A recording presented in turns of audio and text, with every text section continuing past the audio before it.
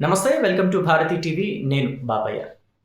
భారతదేశ వ్యాప్తంగా 5 రాష్ట్రాలకి మొన్న ఎన్నికలు జరిగాయి. ఇవాళ దానికి సంబంధించిన రిజల్ట్ వస్తుంది.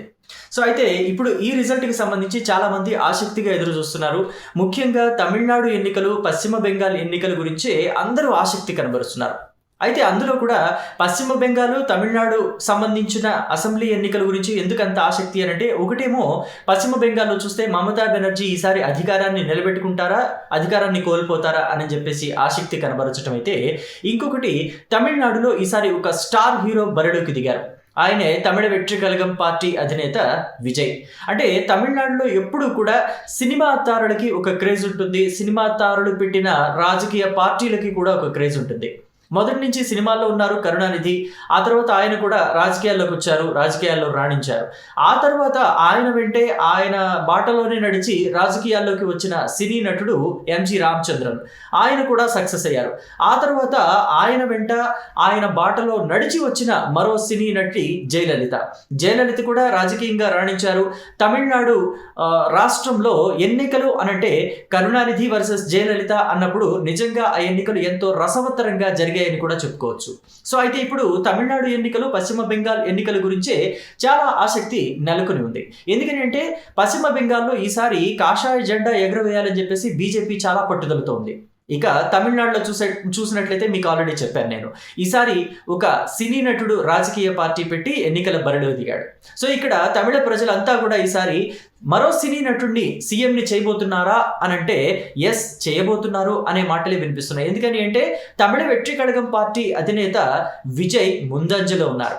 99 సీట్లలో ఆధిక్యంలో ఉన్నారు ఆయన. ఇక్కడ డిఎంకే పార్టీ చీఫ్ ఎంకే స్టాలిన్ వెనకబడ్డారని చెప్పాలి. కేవలం 35, 37 లేకపోతే 38 సీట్లలోనే ఆయన ఆధిక్యత కనిపిస్తుంది. మరోవైపు చూస్తే ఏఐడిఎంకే పార్టీ, ఈ పార్టీ కూడా లీడ్లో ఉంది. అంటే చెప్పాలంటే మొన్నటి వరకు అధికారంలో ఉన్న డిఎంకే పార్టీ కన్నా ఈ పార్టీ లీడ్లో ఉంది. 78 సీట్ల వరకు లీడ్లో ఉంది ఈ పార్టీ. అంటే మొన్నటి వరకు చాలా సర్వేలు ఏం చెప్పాయి అంటే, తమిళనాడులో టీవీకే పార్టీ 3rd ప్లేస్లో ఉంటుంది, 2nd ప్లేస్లో ఏఐడిఎంకే ఉంటుంది, 1st ప్లేస్లో డిఎంకే ఉంటుంది అని చెప్పాయి. కానీ ఆ అంచనాలన్నింటినీ తలకిందులు చేస్తూ టీవీకే పార్టీ, తమిళ వెట్రి కళగం పార్టీ ప్రస్తుతం ఆధిక్యతలో ఉంది. 1st ప్లేస్లోకి టీవీకే వస్తే లాస్ట్ ప్లేస్లోకి డిఎంకే వెళ్ళింది. చాలా తక్కువ సర్వేలు చెప్పాయి, చాలా తక్కువ సర్వేలు, ఎగ్జిట్ పోల్స్లో కావచ్చు లేకపోతే సర్వేల్లో కావచ్చు, చాలా తక్కువ సర్వే సంస్థలు టీవీకే పార్టీ గెలుస్తాయని చెప్పాయి. మహా అయితే వేళ్ల మీద లెక్కబట్టచ్చు 3-4 ఉంటాయి. వాటిల్లో కూడా ప్రధానమైనవి చూస్తే access my India, south matters, ఈ 2 మాత్రమే టీవీకే పార్టీ అధికారంలోకి వస్తుంది అని చెప్పేసి చెప్పాయి. 3rd ప్లేస్లో ఏఐడిఎంకే ఉంటుంది, 2nd ప్లేస్లో డిఎంకే ఉంటుంది అని చెప్పాయి ఈ 2 కూడా.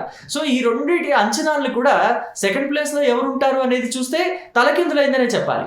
1st ప్లేస్లోకి టీవీకే వస్తుంది అని చెప్పింది ఆ 2 సర్వేలు కూడా. అది కొంతవరకు నిజమైంది. కానీ 2nd ప్లేస్ గురించి వాళ్ళు చెప్పిన సర్వే కూడా కొంత తలకిందులైంది అని చెప్పడంలో ఎటువంటి ఆశ్చర్యం లేదు.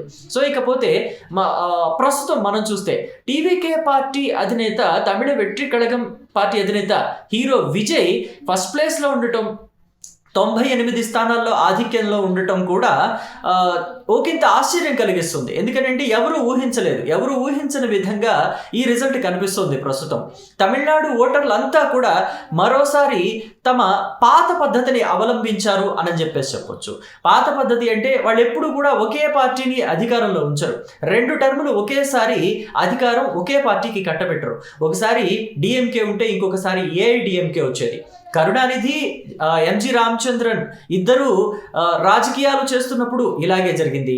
ఆ తర్వాత కరుణానిధి, జయలలిత ఇద్దరు రాజకీయాలు చేస్తున్నప్పుడు కూడా ఇలా జరిగింది. ఇప్పుడు మరోసారి రిపీట్ అయింది. అయితే గతంలో మాత్రం దీన్ని మార్చారు తమిళ ఓటర్లు. కరుణానిధికి ఒకసారి అధికారం ఇచ్చిన తర్వాత ఆ తర్వాత జయలలితకి ఇచ్చారు. ఇది 2016, 2015 ఆ టైంలో జరిగిన ఎలక్షన్ అనుకుంటున్నాను నేను. ఆ టైంలో జయలలిత మరోసారి గెలిచారు. ఆవిడ జైలుకు కూడా వెళ్ళొచ్చారు. జైలుకు వెళ్ళి రాజీనామా చేసి మళ్ళీ ఎన్నికలకు వెళితే ఏఐడిఎంకే పార్టీనే గెలిచింది. ఆ తర్వాత జరిగిన ఎలక్షన్లో కూడా ఏఐడిఎంకే పార్టీనే గెలిచింది. మొన్న 2021 ఆ టైంలో జరిగిన ఎలక్షన్లో మాత్రమే డిఎంకే పార్టీ అధికారంలోకి వచ్చింది. సో ఈసారి మళ్ళీ డిఎంకే పార్టీనే అధికారంలోకి వస్తుందేమో, లాస్ట్ టైం ఇటు తమిళ ఓటర్లు డిఎంకే పార్టీ వైపు మొగ్గు చూపారు కదా అని చెప్పేసి అనుకుంటే లేదు, ఈసారి డిఎంకే పార్టీకి షాక్ ఇచ్చి టీవీకే పార్టీ వైపు మొగ్గు చూపారు తమిళ ఓటర్లు. అయితే ఇక్కడ ఎక్కడా కూడా ఘోరంగా అవమానించలేదు. డిఎంకే పార్టీ గతంలో చాలా దారుణంగా అవమానపడిన సందర్భాలు కూడా ఉన్నాయి. జయలలితని చీర చించేసి అసెంబ్లీలో నుంచి బయటికి గెంటేసి జుట్టు పీకేసి నానా రకాలుగా అవమానించి పంపించిన రోజున జయలలిత శపథం చేశారు, నేను మళ్ళీ ముఖ్యమంత్రిగానే అసెంబ్లీలోకి అడుగు పెడతానని చెప్పేసి. ఆ టైంలో డిఎంకే పార్టీకి చాలా తక్కువ స్థానాలు వచ్చాయి, 2 వచ్చాయి. ఆ రెండిట్లో కూడా ఇక కరుణానిధి నేను అసెంబ్లీకి రాలేనని చెప్పేసి తన పదవికి రాజీనామా చేశారు. సో అలాంటి అవమానం అయితే జరగలేదు. చాలా మర్యాదపూర్వకమైన సీట్లే కట్టబెట్టుతున్నారు తమిళ ప్రజలు అని చెప్పుకోవచ్చు. 37-38 సీట్లు వస్తున్నాయి డిఎంకేకి. ఏఐడిఎంకే 78-75 అన్ని సీట్లలో ఆధిక్యాన్ని కనబరుస్తుంది. టీవీకే పార్టీ చూస్తే 98-99 101 సీట్లు అలా ఆధిక్యతలో ఊగిసలాడుతుంది. మొత్తం మీద తమిళ ఓటర్లు అయితే ప్రస్తుతం టీవీకే పార్టీకి అధికారాన్ని కట్టబెట్టడానికి రెడీ అయిపోయారేమో అని చెప్పేసి ఈ రిజల్ట్ చూస్తే అనిపిస్తుంది. సో ఇంకా కొన్ని గంటల్లోనే, ఇంకా మ్యాక్సిమం ఒక 2-3 గంటల్లో ఈ 234 స్థానాలకి సంబంధించిన ఎలక్షన్ రిజల్ట్ వచ్చేస్తుంది. సో కాబట్టి టీవీకే పార్టీ అయితే అధికారంలోకి రావటం ఖాయం అని చెప్పేసి ఆల్మోస్ట్ అర్థమైపోతుంది. ఎందుకంటే 99, 98 లేకపోతే 101 సీట్లు 100 సీట్లలో ఆధిక్యం చూపిస్తుందంటే అది సడన్ గా డౌన్ ఫాల్ అయిపోయి 30కో 40కో పడిపోవడం అయితే జరగదు. కాబట్టి సో ఖచ్చితంగా టీవీకే పార్టీని అధికారాన్ని ఏర్పాటు చేయబోతోంది అన్న విషయం మనకి క్లియర్ కట్ గా అర్థమవుతుంది. సో దీని గురించి మీరేమంటారో మీ అభిప్రాయాన్ని కమెంట్ బాక్స్ లో తెలియచేయండి. Thank you.